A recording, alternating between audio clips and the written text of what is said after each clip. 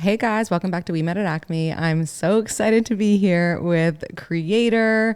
You might know him as Just Me Rod Thill. Hey Rod. Hello, thanks for having me. Thanks for coming on. Long time coming. Yes, seriously. I will never forget when I discovered you on TikTok. Not that I was the one who discovered you. Yeah, I went viral because of you.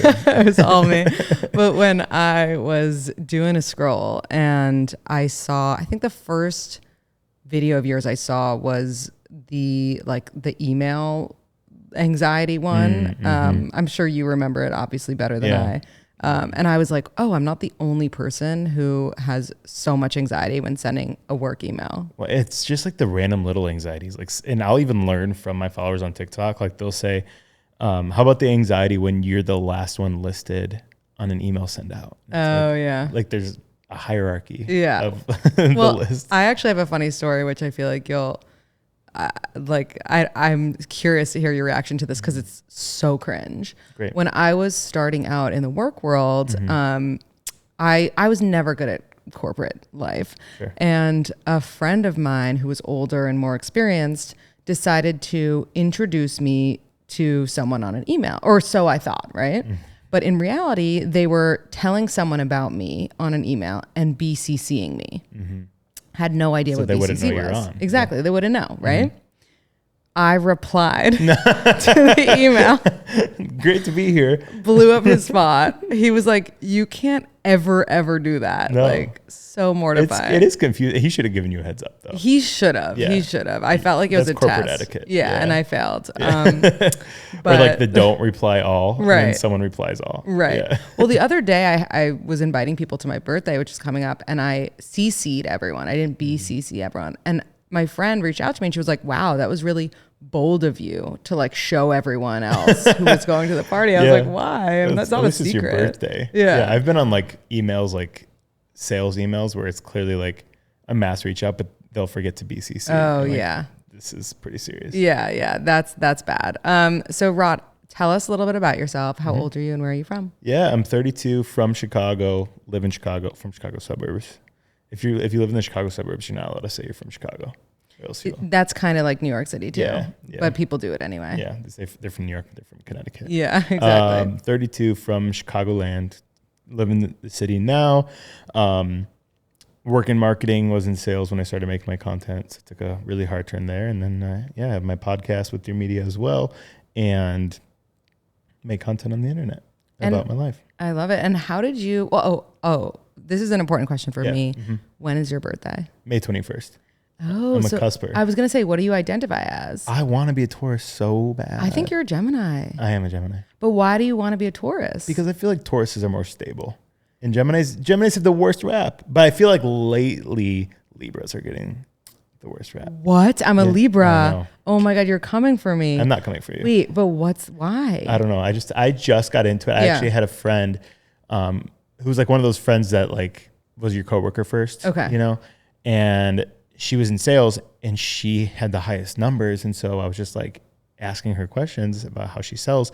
And she just gets everyone's sign right off the bat. And she knows how to sell to them based on their sign. So smart. Yeah. But she just says that Libras come off with such a front, I think. And oh, wow. Yeah. What's like, we need to unpack this a little bit more. But what's the front? I think it's just like it's just like you think Cancers have the shell, but I think Libras really don't naturally have a shell. Like they purposely put up a front. Well, that's true. Yeah, that many part's people true. do that. Yeah. I mean, it's more of like a protective thing, but then it's like, we have to know like the rest of your chart. Like, do you know your rising and moon sign? Yeah. It's Gemini, Aries, Gemini. Okay. You're Gemini with an Aries rising. And a Gemini moon. Oh, that's an intense one. It's intense. Yeah. It's an intense chart. But did you know, I didn't even know this. It's like when you read your horoscope, the sign, like your main sign doesn't even matter that much. No, it doesn't. And that's why I believe in astrology, but not horoscopes, right. Like not like the daily, like today you will get like money and be lucky. Like I think it was just clickbait for magazines. Yeah. Oh, always. But I mean, it's smart.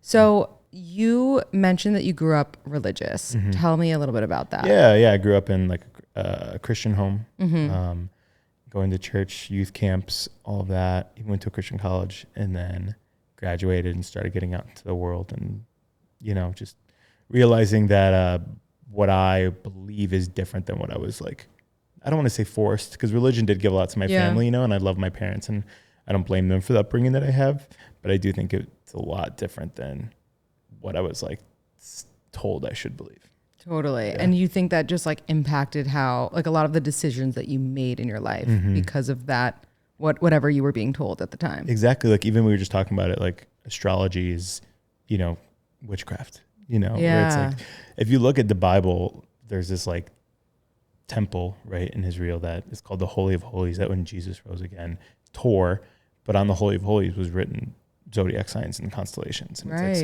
like, like ancient Israel believed in astrology as well. Yeah. How did your parents feel about you kind of drifting away from religion? Yeah, I think it's, you know, they always loved me. And it was when I had a big conversation with them this year about a lot of things.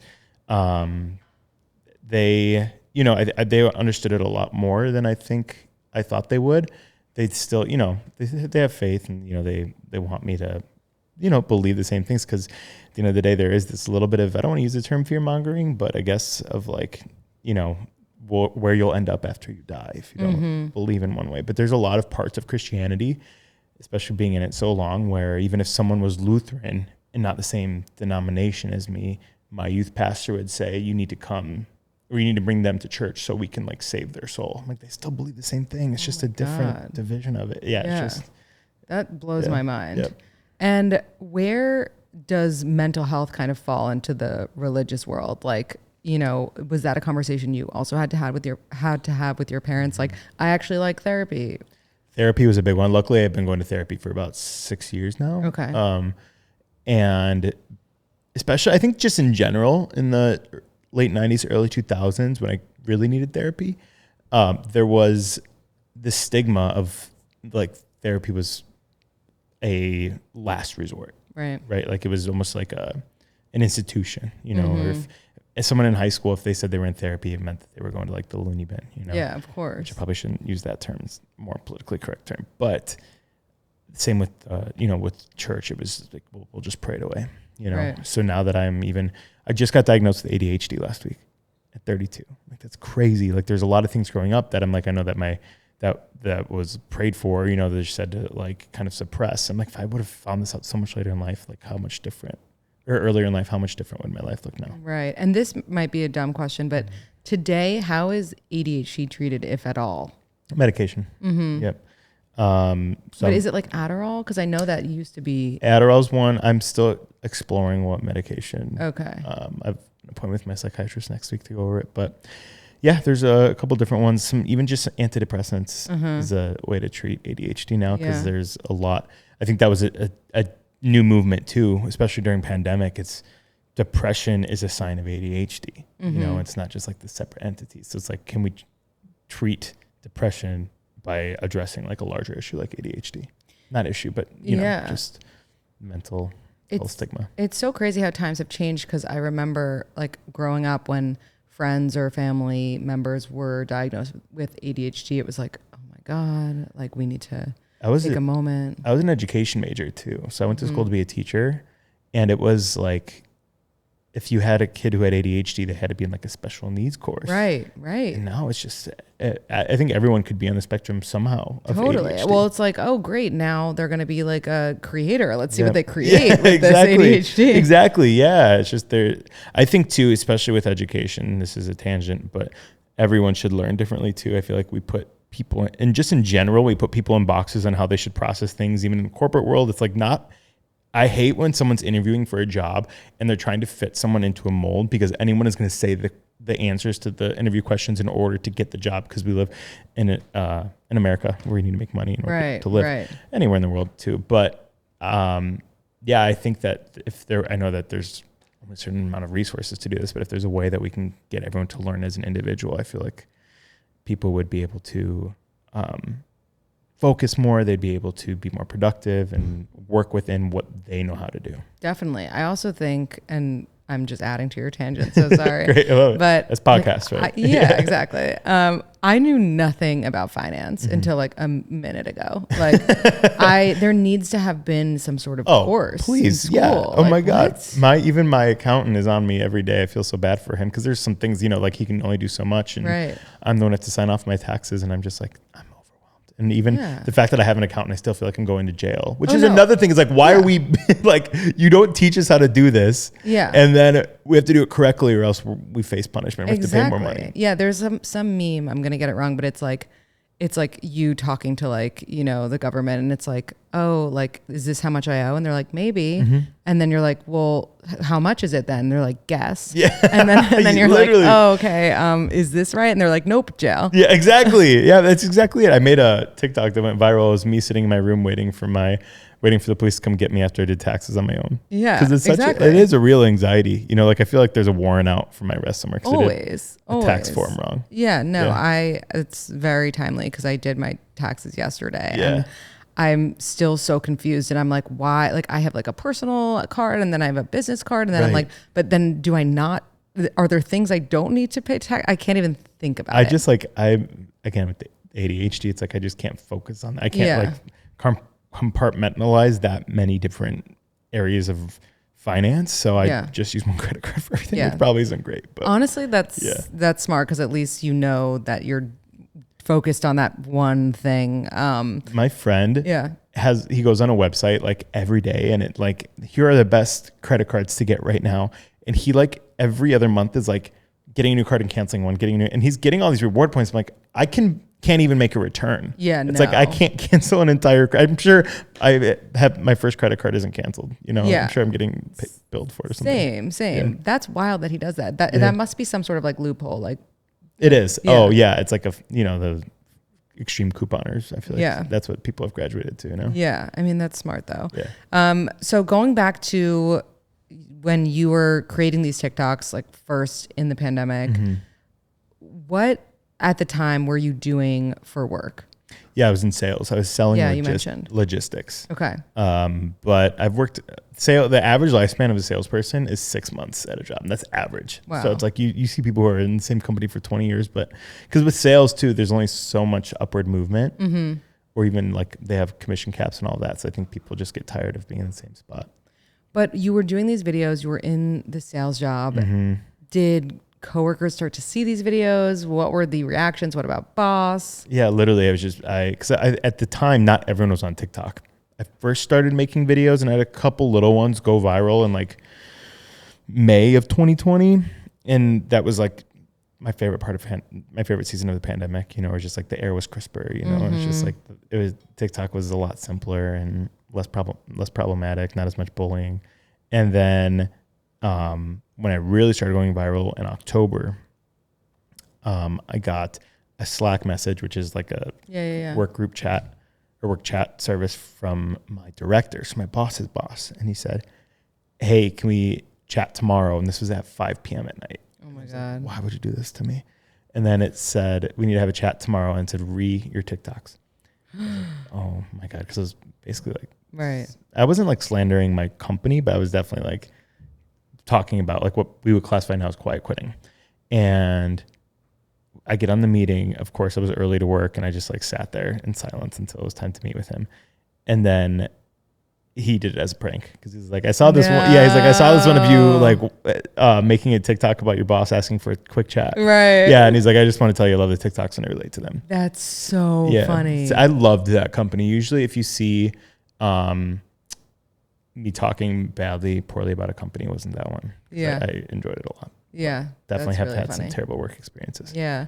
And now you're doing this full time. Creating is a big part of my life, but I'm also doing marketing. So I'm like consulting with brands, but it's more of like contract work. Very cool.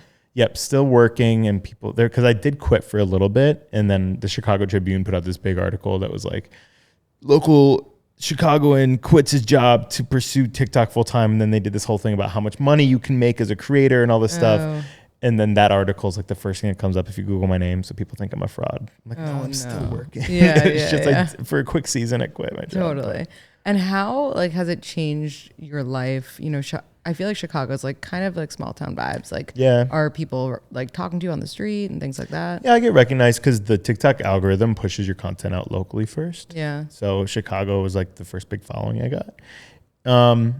But usually it's not like it wouldn't be like if you saw Addison Rae on the street, Right. you know, or Remy, if that, you know, someone here in New York, because everyone is going through the same stuff that I was talking about. So it was almost just like seeing a coworker on the street that you haven't met in real life. Right. So I haven't had any like weird reactions. It's just been more like they yell my name and they'll be like, cool. Or like, I'll get a finger gun and I'm like, sounds good. Yeah. No, that's about it. Yeah. Yeah. What about the other creators in the space? Like once you started, you know, like showing up on the map and, were they receptive to you? Did anyone reach out to you to like give support? Was anyone like kind of mean? There's definitely been, I think the meanness hasn't come from personal interactions. It's crazy to see how many people are unoriginal. Yeah. That you think are original. Like I have 4 or 5 big creators blocks just because I saw them taking my content slowly. And then one even like made an entire series based on like one of my videos. No. And I was just like, this is kind of bullshit. Is there any? Yeah. Thing you can tell us? Yeah. It was just like, it was, series? It was me explaining TikTok to my coworkers. Okay. Which I just did it yesterday for the Don't Worry Darling drama, which I don't know if you've been in that. I've read a little bit about it, and I have to ask, do you think that Harry was actually spitting? I think he might have been, but I think it might have been a prank. Like, I don't think it was malicious. Yeah, I think it was like an inside joke. Exactly. That's what I thought too. And it was just like a little bit because, you know, brothers do that to each other, you know, like as a joke. But I was just like in a very public spot. It's kind of random. It was wild. But I think I think that the craziest part about that too was just how much serious press has been around it, you know, from Shia LaBeouf being fired, but him saying he's quitting. And then the whole wage gap between Florence and Harry is insane. She's making like a third of what he made from the movie and she's the lead. And then you have Harry Styles spits on Chris Pine. It's just like there's so many other things happening. And then that was just like the cherry on top of it. Right. I mean, and the fact that Harry and Olivia met on this movie and she left her family to be with him. And now there's rumors that they broke up. Right. Which I don't believe those rumors. Yeah, I think I think the whole situation was awkward, and Gemma Chan and Chris Pine and Nick Kroll need an Oscar for their performance alone on the red carpet. Seriously. Seriously. Yeah. But apparently Chris Pine is like a very chill, like kind of like a non-drama type of guy. So I feel like there was definitely, you know, he was just joking along with the ride type of thing. Right. And especially with how close you have to work with these people for so long and even have like intimate scenes. And that was like another big drama was that Florence was like advertising these or Olivia was advertising these. Florence was like, can we just keep a little bit of mystery here? There's going to be drama and there's going to be emotions, you know? So I'm sure there's a lot that happens that we don't know about. Totally. Do you still want to see the movie? I don't even know what it's about, but yeah, of course I do. I think I would watch it on HBO or something. Yeah. I don't. There's very few movies that I'll go pay see anywhere, just because everything ends up eventually online. Yeah, that's true. Yeah. I'm just obsessed with movie popcorn. I feel like it's unmatched. True. So I will pay to go see an Avengers movie. Yeah. Yeah. And I didn't grow up as a superhero person, but I think the Avengers just took a really fun twist with it. So I enjoy. That's fair. So when it comes to like millennial dating, do you make any videos around like dating in the workplace? What are your thoughts on how we kind of do it as millennials versus Gen Z, boomers? Yeah, I haven't dated in a long time, but I will say, I think it's getting back to a more organic spot. Apps were big, obviously. Yeah. When I first started dating after college in like 2013 was when Tinder came out. Yes, I remember that because I'm the same age. And then I have a funny story about that. I met someone and then I called them the wrong name the entire night. And and then they just were like silent. I'm like, oh, we were like really vibing on this chat. And then we got to the end of the night and I looked back and I realized I called them the wrong name the entire night because I called them the name of someone else that I was talking to. Oh no. Yeah. And then did you apologize? Yeah. And then we just didn't go out again, which is fine. It's hard. That's like a definite mishap from the dating apps. I've heard a story of someone who thought they were talking to someone. So instead of calling someone the wrong name, they actually met the wrong person. Right. Which is a step worse, I would say. That is pretty complicated. Yeah. There, I feel like too, it's just hard to keep up with like what's the good ones, what's the ones just for hooking up. You know, like just everything is so different now, and or like Raya is just a whole big mystery. Oh my god, yeah, it's a disaster. Yeah. I used to be on Raya, and I just felt like everyone was so obsessed with their Instagram following, right? That like I couldn't even get them to focus on me as a person. It was clout, just right? It was so cloudy. I do have a wedding in a couple months of someone who met on Bumble, so there you go. There is success. There you go. There is success. I do think there needs to be more like opportunity, and I've heard of this with Raya, but if you just like want to network, because even with creators, it's really hard to meet like people who are in the same spot of life as you, and especially if you can meet a significant other, why can't you meet a friend? And I know that there is like Bumble BFF and all of that. Yeah. But, there'd be more networking or more apps dedicated to right. Well, Raya has like the just looking for friends, but I feel like it's so sketchy that like the people just looking for friends are like just looking for something outside their relationship that might be more than a friend, but if it's not, then just I was here for friends. Yeah. You know? Yeah, they can like throw it back. Yeah. I can't hear Raya without thinking about Ben Affleck calling out that girl. Did you not hear it? No, tell me now. Oh, I can't remember her name. Because he's definitely with J-Lo. Oh yeah, this is like a couple months before J-Lo. Okay. He was on Raya, and there was this girl, let's call her Nicole, and she was like talking to him, and then she I think just tweeted or said I'm just unmatched with someone who is pretending to be Ben Affleck. And then Ben saw the tweet or he found out somehow, and then made a video and sent it to her on Instagram. It's like, Nicole, it's me, Ben. But it wasn't like a private video. It was like one of those videos you can save. Oh God. So she saved it, and then the video went out into the entire world. You have to look it up. So funny. Yeah, it's really creepy. Like the camera's like right here, and it's just like, it's me, Ben. It's terrifying. That's hysterical. Yeah. So when you were dating and working, what were your thoughts on dating coworkers? Do you think it's ever a good idea? I think it can be. I've seen it work out. I think if there's no sense of competition, there's boundaries placed. Yeah. For sure. And it even works out, like commuting and all of that. But I think it depends. Again, we've talked about earlier, like everyone's an individual. I think it depends on the individuals, because there are people who like in a relationship, I appreciate my space too. And like work was like space for me, and I can just be myself and have my own identity outside of the relationship. Yeah. But then there are people who, like my parents, who literally cannot be away from each other. My parents didn't meet working, but my mom worked for my dad for like 8 years. Oh, wow. And they just like were always together. Yeah. Wait, tell me more, because I love that story. Yeah, she was just, they met at college, and then she was his secretary at work, and yeah, he's a doctor, so it was like working in the office. That's like so Mad Men. Yeah, exactly. But I do think this concept of work wife, work husband is really interesting, because I do think there could be some blurred lines there. Yeah. It's like I even have people that I know that they just work together, they say, and I'm like, It's like there's definitely some chemistry there. Or just like you see an interesting touch, or you see, a whisper or a giggle, and who might suspect, but yeah, no, there's something to that. I feel like when you're working with someone every day and it's someone of the gender that you are attracted to, whether you are so unattracted to them physically or not, by the time you've been working together for like X amount, of months, like there is something weird that like you get attracted to them. It's this thing like I can't explain, and I can say this now because I work alone. So as a married woman who works alone, nothing to worry about. But when I was working in an office, I remember one night I had there was a guy I worked with closely. Wasn't attracted to him in my day-to-day at all.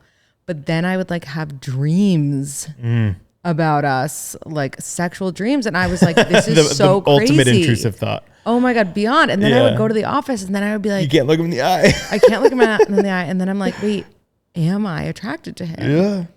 And I guess do you think that if we have dreams about someone that it means that we are attracted to them, or it's just our crazy Well, subconscious. Dreams in general, I heard it was like myth busted that like dreams don't always mean any, like Right. dreams don't mean anything. They don't. You know, it's just like, but I did hear that you can't dream about someone that you haven't met or seen before.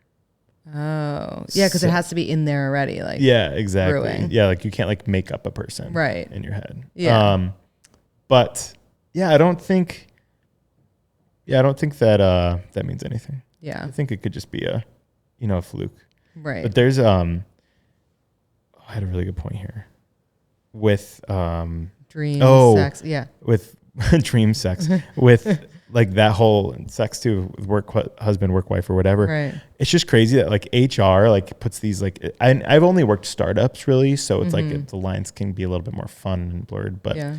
there's all these policies in place, but then you like go to happy hour or go to a holiday party where they're just pouring booze and people are getting plastered, Right. and just the amount of things that happen at a work party is insane to me. Yeah. So that's what I've seen too, is, you know, this whole setting boundaries at work. And this is the biggest thing I've learned on TikTok the past 2 years. It's that people not everyone wants their lives to revolve around their work. Right. They just want it to be part of their life and be able to separate. But like this kind of forcing relationships at work, you know, and like that's why people are like, I don't like going to holiday parties because it's really uncomfortable, and people think they can just hit on me because they have alcohol in their system. Right. It's such like a blurred line. I actually saw a video that you did recently that definitely made me think a lot. It was the one where like a person's talking to their boss and the boss is like, well, don't you want to like work towards a raise? And then the person's like, no, I'm actually good. And he's like, what? Like, are you sure? And I thought that was so interesting because I am even guilty of, I cannot fathom the idea of like someone not wanting to grow in their office. And I've never really ever worked in corporate. So like, I think that's so interesting. Like, why do you think it should be okay / why isn't it okay for someone to just like be happy where they are when it comes to work? Like, why do you think we do that? Yeah, I think it's this it kind of goes outside of work to the societal norm. It's like, well, it's all about the next step in your life. You know, it's like we grew up playing the game of life where it's like, okay, well, you have to get married, you have to have kids, you have to do all this stuff. Where there are people who are pretty open about not wanting kids or not wanting to be married. Even they just like right now are enjoying being single. So why do they have to work outside of their hours? Because usually working towards a raise includes working outside your job description to prove that you can work that job. Pushing your boundaries there, then causing burnout. Then what if the raise goes to someone else? Then you have a bad taste in your mouth about the company and then you leave. So people, I think, would just rather avoid all the drama if they can comfortably live the lifestyle that they're living now inside their pay raise. And then I just think instead companies should explore the opportunity about raises with inflation. Because even I was at a company the longest I was at a company was for 3 years, and my being in sales is usually have like a base and then you get higher commissions and you get better percentages with your raise. My base was less than the person who had just started 2 years after me, but just because of inflation. So I think that there should be more standardization there. And actually Jason Tardik, you've had, has a podcast, Trading Secrets, and he was on mine too, and kind of opened my eyes because I thought that it like contractually was illegal to talk about how much you make at work. Right. And he's like, no, bosses just say that. So managers say that. So you don't talk about it. Right. And you don't compare. But he thinks it would create a healthier environment if we were more open about the salaries that we made. Especially women. Yeah, of course. Because then like, how would we know about this Florence Hug thing? Yeah, you know? exactly. And I have a friend who she's in sales as well. And she was talking about like President's Club is a big thing in sales. I don't know if you know what that is, but it's basically just like the top, usually 10, 20 salespeople get to go on this big trip together. And she was the number one salesperson. And part of the gift, so it was a golf trip, first of all, which she's like, I don't golf. Even I don't golf. I'd be pissed if my president. Golf is so boring. Exactly. So she's like, okay, I don't golf. And then they gave everyone cufflinks, like $400 cufflinks too. And she's like, you couldn't get me, you know, like a Monica Vinader necklace or something, you know, instead.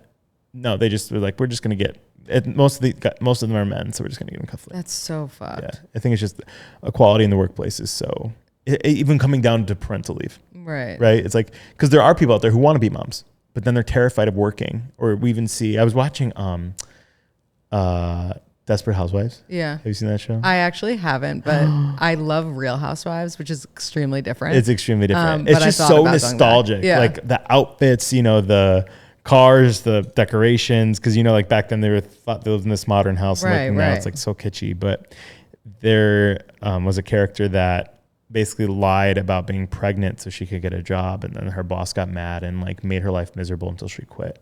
Like that's so fucked up. But that I've heard actual stories about that too. Yeah. Where it's like we can't fire her because it's illegal, but we can find other ways to kind of work around it. That's so messed up. Yeah.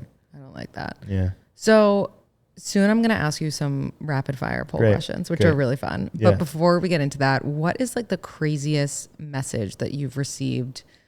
Assuming you've gotten like tons of, crazy messages with people like either in love with you or, it's since all of this. I got one the other day where someone asked if they could crash at my place. No. Like, coming to Chicago, I don't have anywhere to stay. Can I crash with you? And I was like, I've probably gotten crazier, but I'm like, that's like, I'm like, what? It's level. Like, because people like, and would like to think of myself as a good person, but I still am a stranger. Right. And so if I said yes, like, what if I was a weirdo, right. Like, what if you just murdered them? Yeah, exactly. Or people just drop their phone number. And I'm like, you guys, like, keep it together, because people on the internet are still strangers. You don't actually know them. That's so scary. Yeah. All right. We're going to do some rapid fire poll questions. So we do this on our Instagram, and they are pretty much. Oh, I read through them earlier. Is that you did? I briefly read through them. Okay. Let's see. I'm going to go back a little further then. Okay, sounds good. So there'll be new ones. Okay, here we go. A couple breaks up because one partner needs space to work on their mental health. Does that mean they're not meant to be together, or they could work / be long-term down the road? So not meant or could work. Could work. Interesting. Okay. Can I explain that? Yeah, please explain. Yeah, I think that it's just, especially where I'm at in my life right now, it's like if you can't be your best self, you can't be your best self for someone else. Yeah. I agree with that, but at the same time, I'm like, if you really wanted to be with someone, and maybe this is too black and white, right? You wouldn't let them go while you work on yourself. You just say like, I need to work on myself, but like, can you support me? Sure. Yeah, no. I've broken up with someone because of that, with some other larger things, but it was also with the intention of like, this isn't going to work long term. Right. Yeah. Is it a red flag, a deal breaker, or it's fine if your boyfriend uses self-tanner drops? I don't say it's a red flag, but I'm like, if you don't like it, I guess that's a bigger question. Yeah. Yeah, but if he likes it, why not? Okay. Yeah. Fair. You live with your significant other. Should they ask you if it's okay with you to have friends over, or tell you that they're having friends over? Always ask. They should. Your significant other should never tell you. Yeah. I mean, even your roommate, like whoever you live with, should never tell you something's happening. Exactly. You're an equal paying participant. Literally. Yeah. Your boyfriend of 3 years tells girlfriend that he has been distant with her because this one's just really confusing, because his girlfriend. Okay. Boyfriend of 3 years tells his friend that's a girl that he has been distant with her because his girlfriend thinks they're flirty. Is that a red flag or deal breaker that he told the friend? Red flag. Yeah. Red flag. Not good. Been there. Is it weird that your boyfriend kisses his mom on the lips to say goodbye? Yep. Yep. Someone responded and they were like, what about mom and girlfriend? And I'm like, yeah, I don't know. Is that less weird? How about just like maybe not kiss on the lips? Right. Cheek, forehead. Yeah, any other place. Yeah. Okay. If what percentage of the time do you think that a girl finishes during sex? 20 to 40%, 50 to 70%, 70 plus? 20 to 40. That's true. It's really sad. I always can guess less. It's so sad. Right.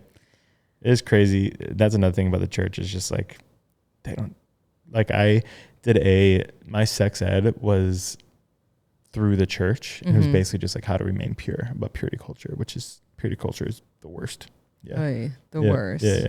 But like that culture, I feel like makes people want to sneak out and have sex so much more. Oh yeah. It can go both ways. And I mean, I was just like an awkward teen, so I guess I didn't really get too wild, but I think too, she's like, I didn't even know how to make a woman orgasm until I was like 16. Yeah. Yeah. It was way too late in life. Right. Yeah. I'm probably, that's the first time I ever admitted to that. Probably think I'm a weirdo. Wow. No, I don't think you're a weirdo at all. I don't think I knew how to make, I mean, many women didn't know how to make themselves orgasm until like Right. college. Right. So I actually think 16's like earlier. When the guys that I was hooking up with at 16 certainly did not they know just think how to that make a woman orgasm. they can orgasm the same way as us. And it's just like, Right. well, no, because women are more emotional too. Right. So it's like even about doing the dishes, you know, or like, you know, a back massage instead of just, you know, entering someone. Yeah, no. I mean, there was definitely, I had a boyfriend in high school and I never once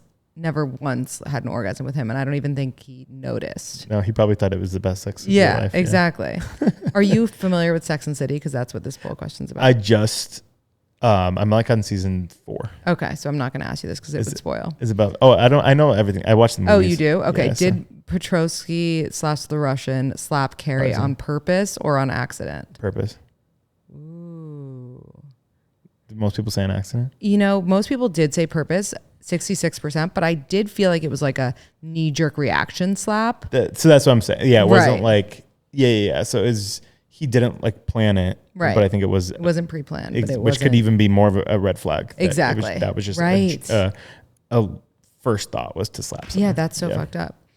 Is it a red flag if when you ask your significant other why they love you, their first answer is almost always for how much you love me? Yeah. So I do think that like I'm really bad.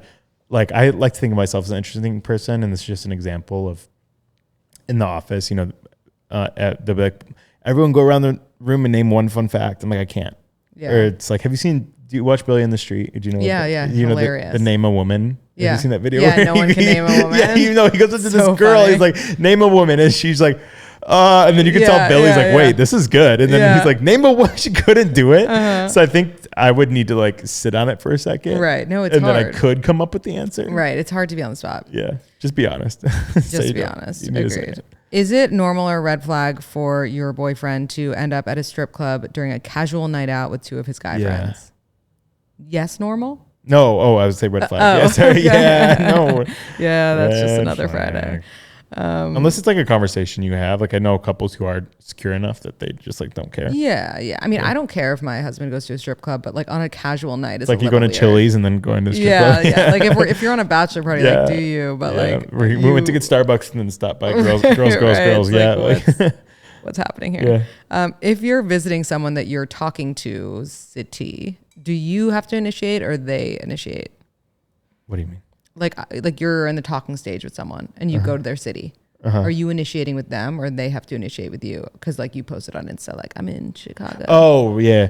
I would initiate with them, be like, hey, I'm in your city, kind of thing. Have you seen that memes like I'm in your city and then someone responds with have fun? Yeah, I love that one. Yeah, there's because there are people who aren't ready. Right. Yeah. There's one about that New York specifically, and it's I have to find it for you at some point. There's even been take too much work. Friends too, where it's just like, even when I come here, like I'm working, like I do a lot of meetings and stuff while I'm in New York, and I want to hang with my friends while I'm here, but then people get really butthurt. Like you didn't even let me know you were here. I'm like, I'm not going to Flatbush. Yeah, I mean that's on a random Tuesday when I have 36 hours here. Right. It's also like that's such a thing that people do when you go anywhere. It's like, obviously I have a whole plan. And if I didn't have a whole plan, I would let you know I was here and I would try to chill. Right.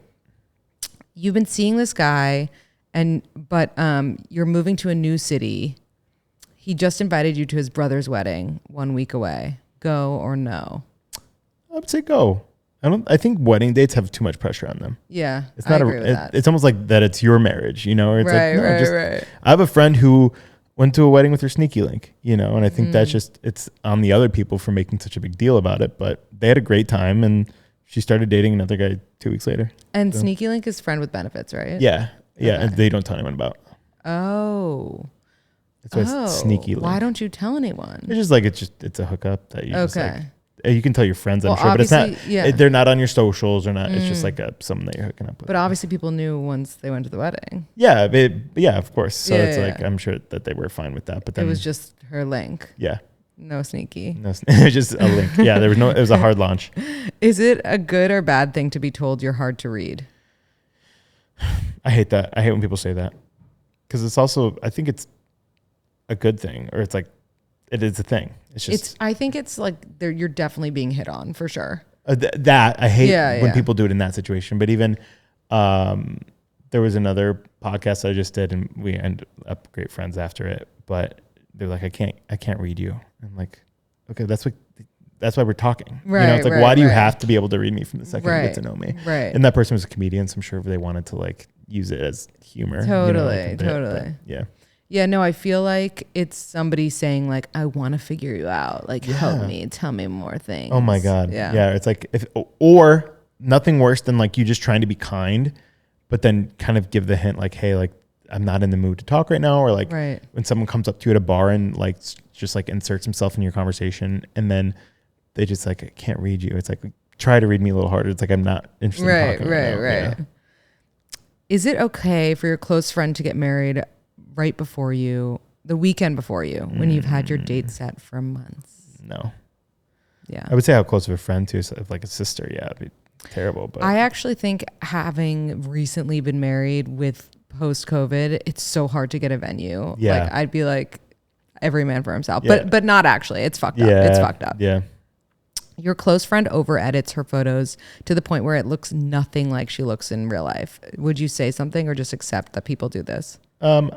A mix of both. I think I would have a conversation and just be like, of how close you are. Mm-hmm. Just kind of like, hey, are you okay? Or like, you know, like, girl, this doesn't look like you. You know, just like one thing, but it doesn't have to be a big whatever. At the end of the day, people are going to do what they're going to do, especially when it comes to that. And people want to look a certain way. They're going to always make themselves look a certain way. I think if she came to me and she was like, I don't understand why I'm not getting a second date, I'd be like, all right, listen, like we got to fix your photos because you're not.